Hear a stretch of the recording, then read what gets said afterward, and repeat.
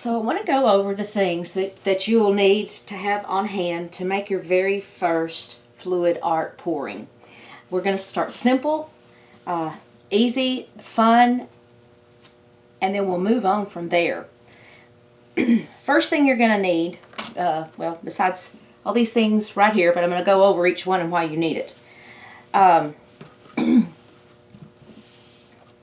First thing you're going to need is some drop cloth. I've got plastic down on my table. You're going to want to cover your surface very well and protect any, if you're inside, you're going to want to protect your floors or anything else around you, because this is not necessarily a super neat form of painting, but it's a super fun method of painting. Anyway, so let's see, what do we need first? We've got the drop cloth to cover our table. Then you're going to need some paints.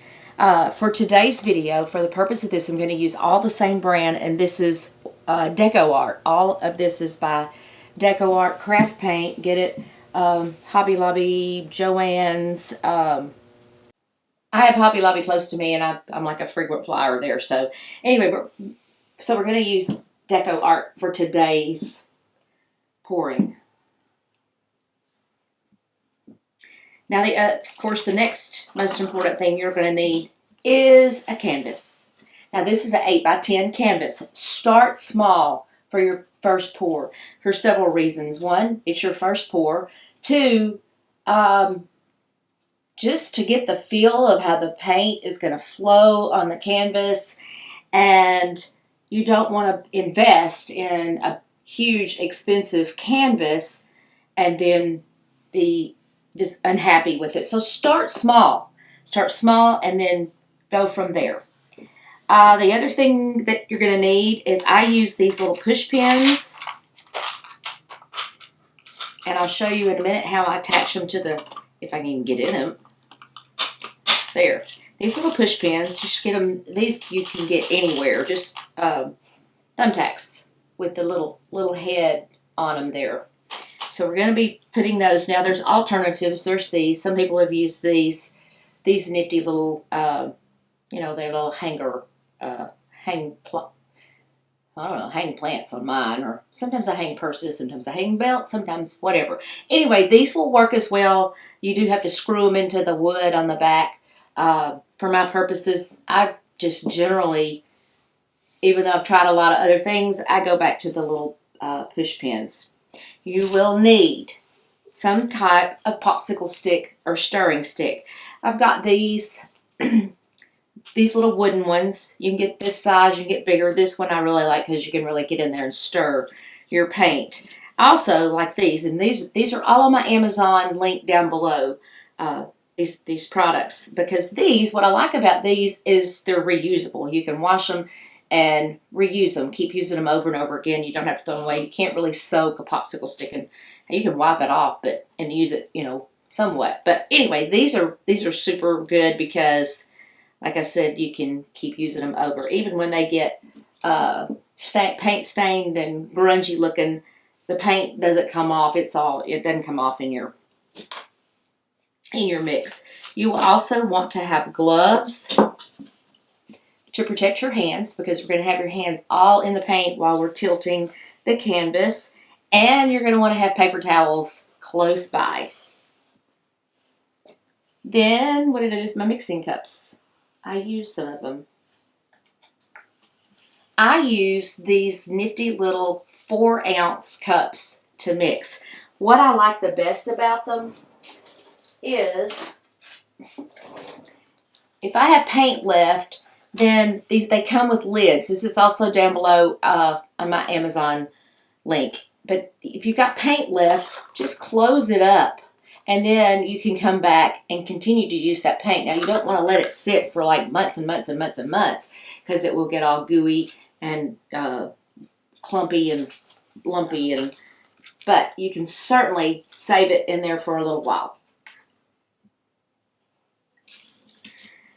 Now, I'm going to talk about measuring spoons.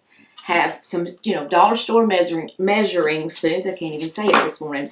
Measuring spoons, because for the purpose of this first, you doing your first pour we're going to measure it all out so that once you get to the place that you are comfortable with the consistency, you probably won't have to use a measuring spoon, but we're going to use it for today's project. Now, this is an optional thing, is your little blowtorch for bubbles. Bubbles are not our friend on much of anything unless you're just blowing bubbles outside. But this is optional. You do not have to go out and purchase this to do your first pour because the handy little toothpick will pop bubbles just as well. It's easier with the torch, but we're going to do this on a small canvas, so your toothpicks will work fine.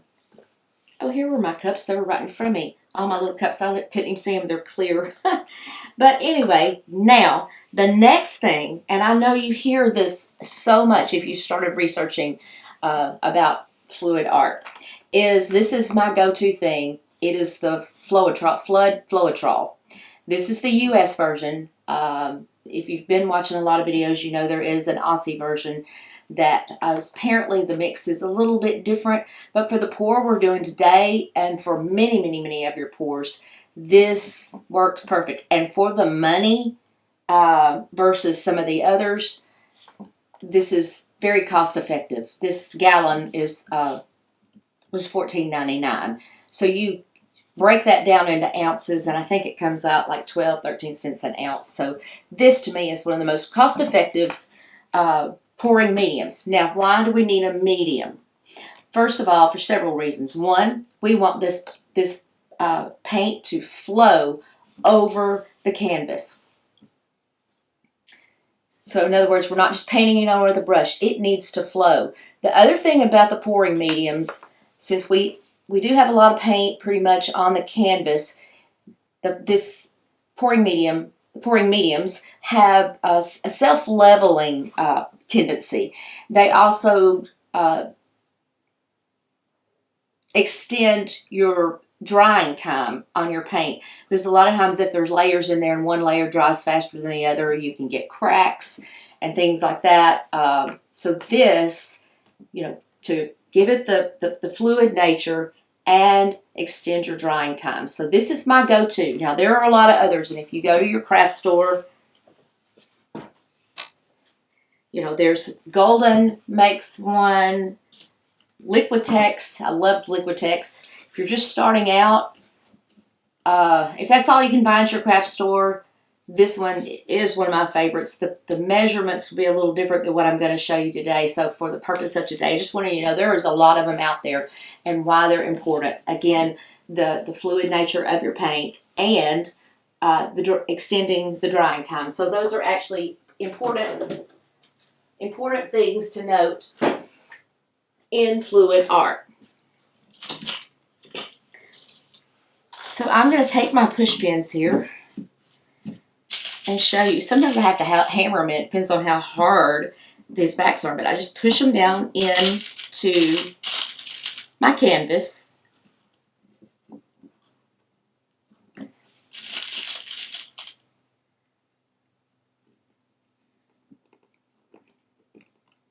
Like I said, some of them going a lot easier than the others.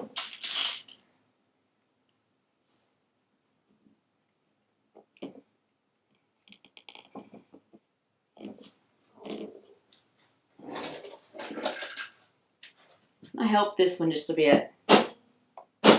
There. The other thing, because I want my canvas to be pretty level, I've still got a little, well, let's hammer that one down. I want it to be as level as my room will allow. I used to do videos in the garage when we were still in California. I realized one day my table's sitting on the carport or the garage, but I realized that the carports are built, to slope, so water will drain out of them. So it's like, okay, this is why I had to prop up one of the legs. Okay, I've already mixed the other colors that I'm going to be using. So I'm going to do this one last one with you guys and show you how easy peasy this is. So I have a tablespoon here, and I have a half a teaspoon. What I'm going to do, and I've got some Floetrol already poured out. So I want 2 tablespoons.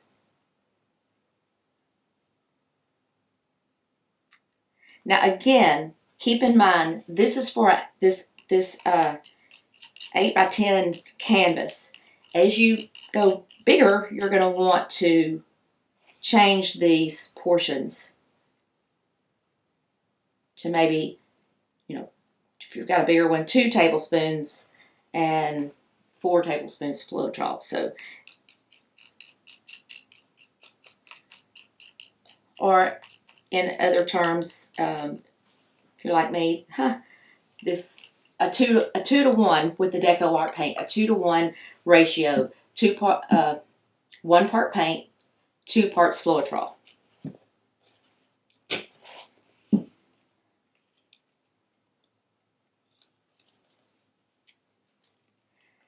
When you get your paints from the store, be sure to shake them, even if they've sat on your shelf for a long time. And that one had some nasty stuff in it.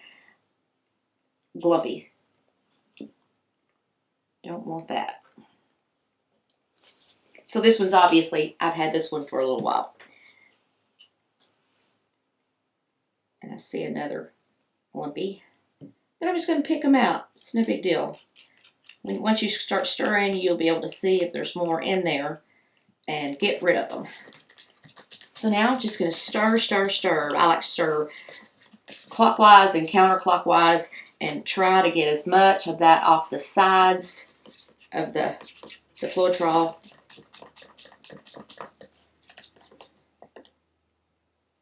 Yeah, there's still. I think that was it. And see, it's still a little thick, so what I'm going to do is now add 1/2 of a teaspoon of water and spill it all over everywhere.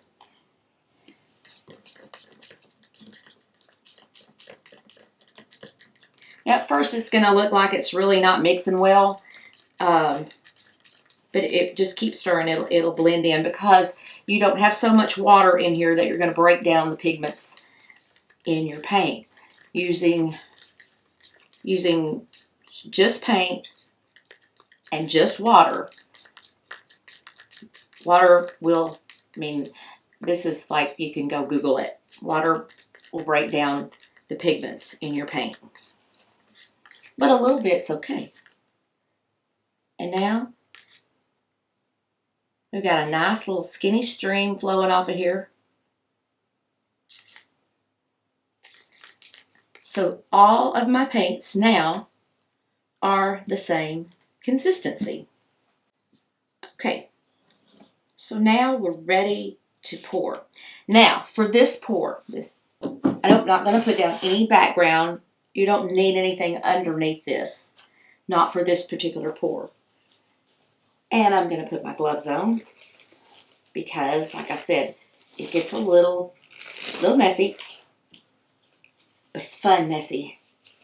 Another good point is before you pour, either wear an old t-shirt, you don't care if you get paint on it, or an apron. As you can see from this, how many times I've gotten paint everywhere. But anyway, so I hope that if you haven't tried fluid painting yet, I hope that you will jump on the phenomenon. There's so many different techniques, but I wanted to do this video. Don't get bogged down with all the techniques. It just comes, it'll just let it come. Get the feel of the paint and the consistencies of the paint and the role of each of the things that we use, and then we'll move on. In fact, I'm going to do a whole series, step by step, of adding different techniques. And I want to make it easy for you. I don't like things that are complicated. And it should be fun. I've seen people, and I've had people message me that I'm about to give up. This is just too much.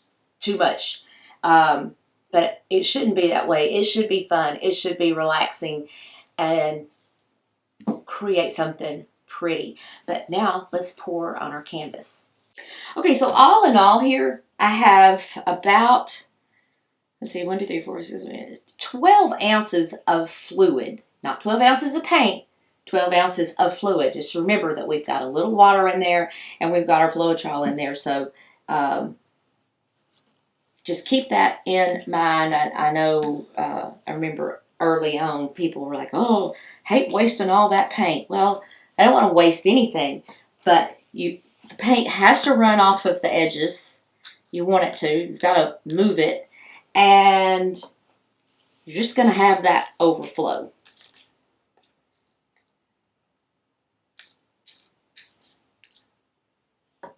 Okay, so I'm going to fill this cup, and this is what is called a dirty cup. There's so many different things you can pour from this position. If you just were to pour each one on by itself, it's not going to do what we're going to do today. You could do puddles, but then that's a whole nother story down the road. So let's start with this little peachy color that apparently my hair's falling out. Oh God, I hope not. Anyway, start with the peachy color, and you're just going to pour it in, and then we're going to layer. I'm going to do the green, and this is called Worn Penny. It's one of the metallics. I love it. I think it's such a pretty color. And of course, I love blue.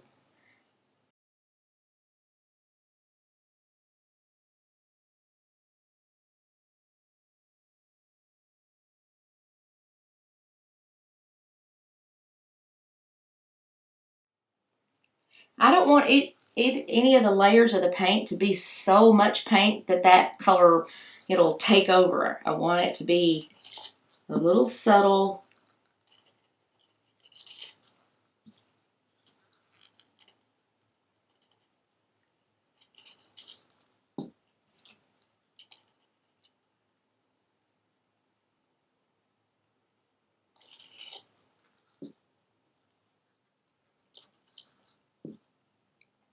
There we have it.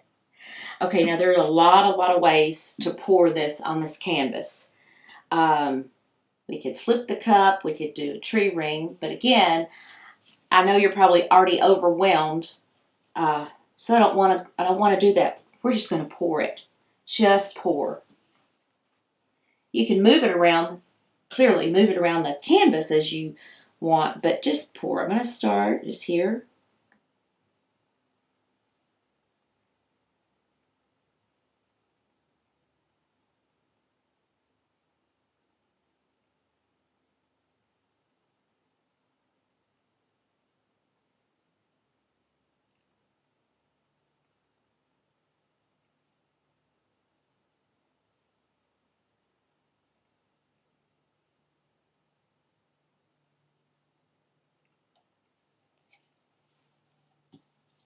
Okay, we've got it all on here. And now what I want to do is I want to start off by just gently kind of rocking it around the canvas.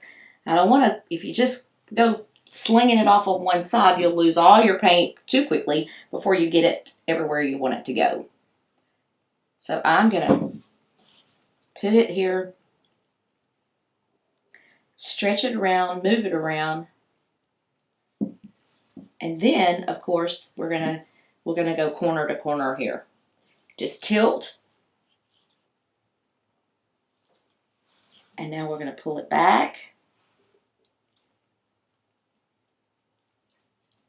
And tilt. Pull all that back to the center. And tilt this way. And then back to the other corner.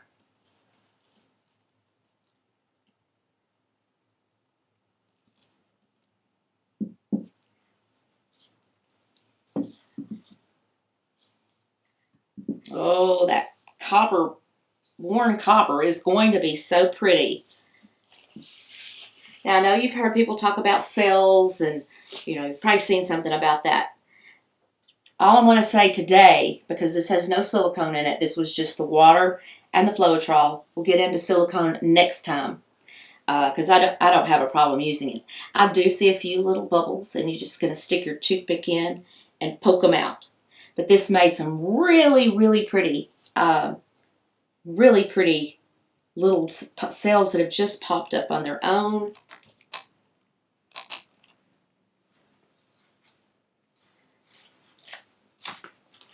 Okay, there. I hope you can see some of that. One little corner. The corners sometimes like to be a little aggravating. Now you've made your first pour, and picking your color combinations, 3 to 4. 4 is a good number because you've got a lot of stuff going on there.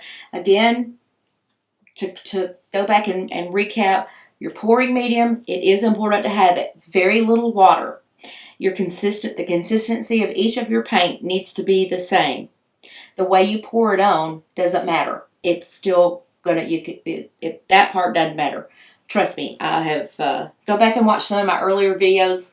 Watch the ones where I've got we kind of have a whole neighborhood paint going on. A lot of fun things. But anyway, I hope that you'll like and subscribe, and please hit that bell, and a thumbs up would be most appreciated. But hop on the Floetrol pouring phenomenon and get to pouring. And I hope I'll see you next week when we come back and we are going to do some silicone, and we'll show you what that gets you versus this. So, hey, have a great one.